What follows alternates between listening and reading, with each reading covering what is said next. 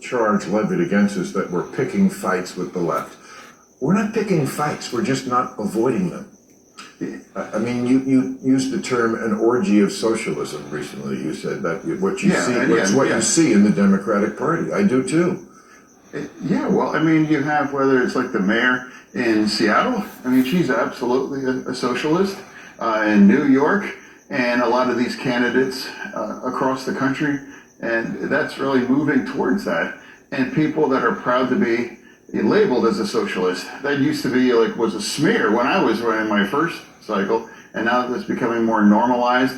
And now I think that's a very dangerous, slippery slope for us to be.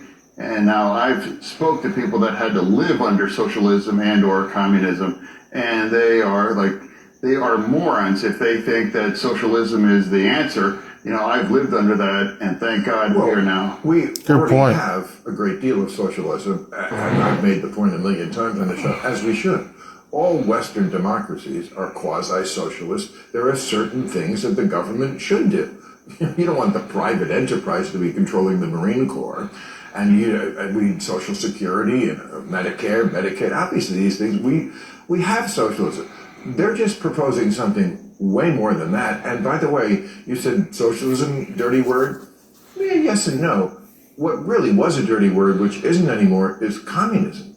Yeah, I mean, this woman in New York who is Mayor Mondami's right-hand woman, she tweets out, elect more communists. This guy, Graham Plattner? Yeah, it's not a slur if I refer to him as a communist. That's his own term that he used for himself. Yes. Antifa and these other kinds of extreme things. Now that's his own words. That's not my view, and I'm not using that as a slur.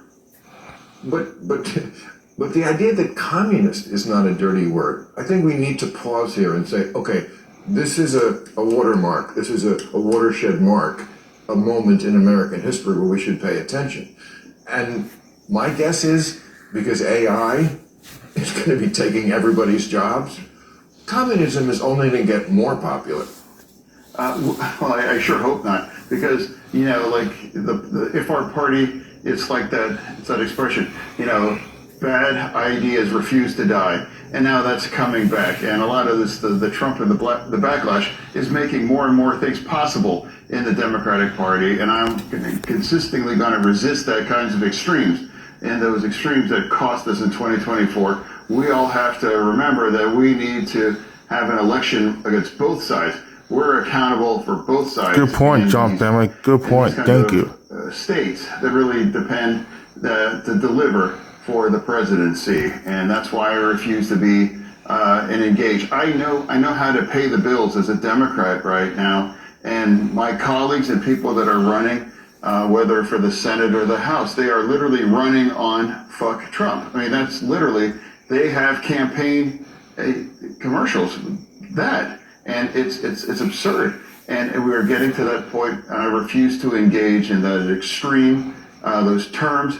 And we have to find a better way forward. And now I've been punished to try to find value in certain views. Now, like for the ballroom, you know, we've talked about that. I don't care about the ballroom. I don't either. Yeah, I mean, it's like good point, John Fetteraman. Good point. Good job. Thank you. Of whether you just hate. Thank you, Bill Maher. Yeah, because first of all, like we saw with the assassination attempt a couple of weeks ago, America probably does need